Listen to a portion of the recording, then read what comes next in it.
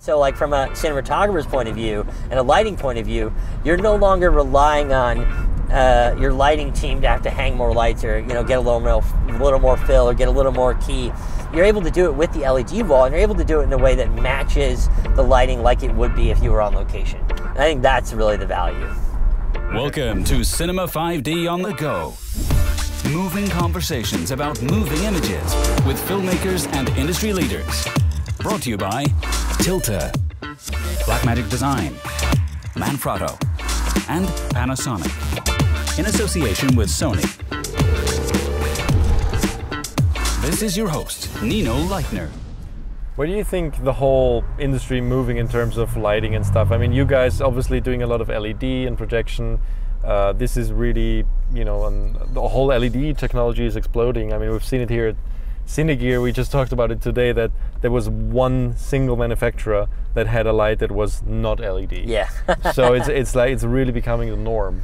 LED is definitely becoming the norm. It's definitely the future. I think I think there's going to be this point also where laser becomes the future. I mean, we just finished a very large project, and I can't talk all the details about, but we did a 400-foot projection screen on a movie shot in London, and we used all laser projectors, brand new laser projectors, and like the quality of the color, the quality of the image, the ease of using the projectors it's unbelievable.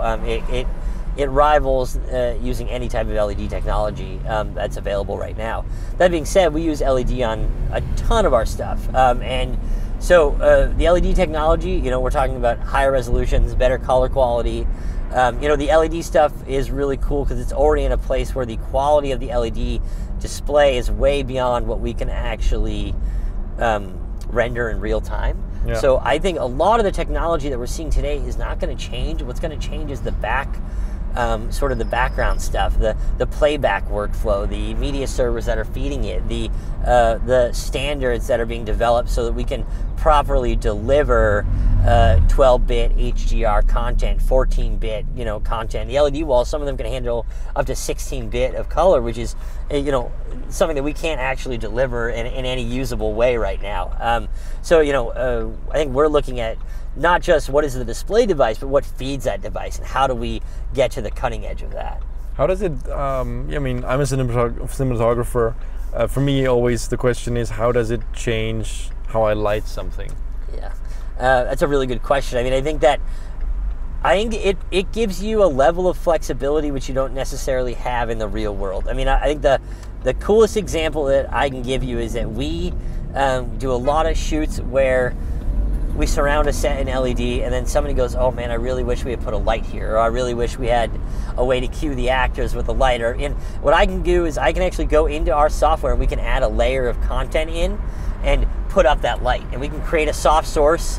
And even though it may not match the content around it, we're able to give cinematographers and the DPs and the gaffers access to additional lights that aren't really lights, but we can emulate lighting sources that they haven't hung. And it gives you this broad range of tools to change the color of just a very specific section of a projection surface or of an LED wall to match, like, oh, maybe you want a little more red fill, or maybe you need to change the color temperature. Things you couldn't do in the real world, we're able to deliver, and we can do it in real time, and we can do it very, very quickly.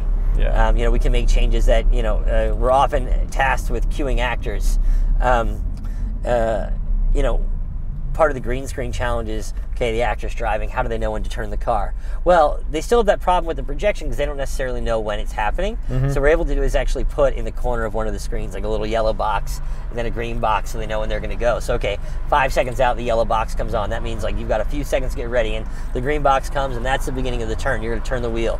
So we're able to build these action cues into our content, and we can do it dynamically in real time, so there's no like, oh, we have to re-render the content, or oh, we have to get an AD to cue the actor. It's built in, it's in their frame of view, they know when it's going to happen, it's repeatable, it's adjustable, and it's reliable. And so like from a cinematographer's point of view and a lighting point of view, you're no longer relying on your lighting team to have to hang more lights or get a little more fill or get a little more key. You're able to do it with the LED wall, and you're able to do it in a way that matches the lighting like it would be if you were on location. And I think that's really the value.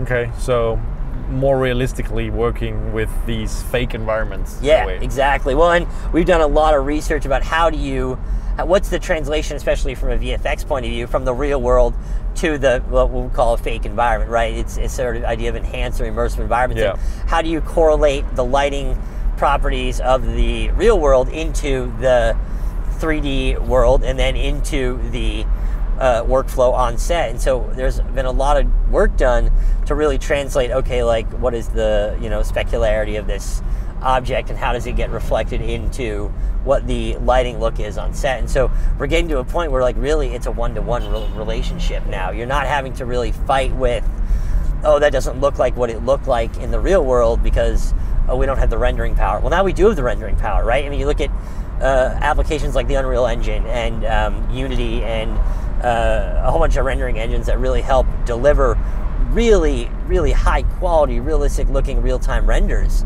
And from a lighting point of view, we're getting to a place where like in the next 5 years, you're not going to be able to distinguish the difference between an on-set projection surface and having it be done in the real world. Like you just won't be able to tell the difference. You'll never know.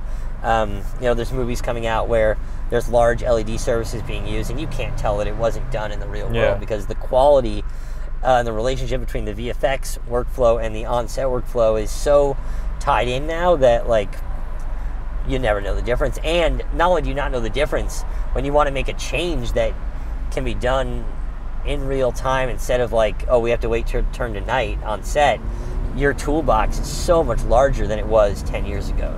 It's a lot of it comes down to rendering power. But yeah, I mean, it's definitely expanding tools, expanding the creative vision of the cinematographers in a way that I think they're even now just getting used to. I think there's a lot of uncomfortable sort of, it's taboo to not go out and do it in the real world. Well, like at some point, we're blending the real world and like it's becoming reality, right? Because the quality of what we're doing is so close to the real world that like you no longer have to be afraid about not getting the real world properties in the set.